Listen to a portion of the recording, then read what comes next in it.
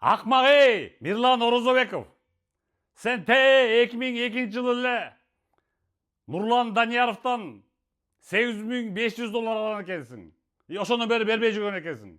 Уят бар сенде, я. Ошол кесиптин курсу менен эсептесең канча болот ал? $8,500. $85,000 болот азыр курс менен эсептегенде. Уже почти 20 жыл өттүр. Уят бар сенде, я. Сен еще байып кетсиң де, Алматыга барып иштеп, олигарх болуп кетсиң. Бер кутул да. Кедей болуп, ошондар өлүп кетсең бир жөн эле. Акча көп экен сенде, миллионер экенсиң да Алматыда. Берип кутул да, Мирлан Орозобеков. Мына ошону көрүп койгула. Мирлан Орозобеков. Мына фотографиясы чыгат, мен сүйлөп отур замат. 68 жылкы 2-июлда туулган.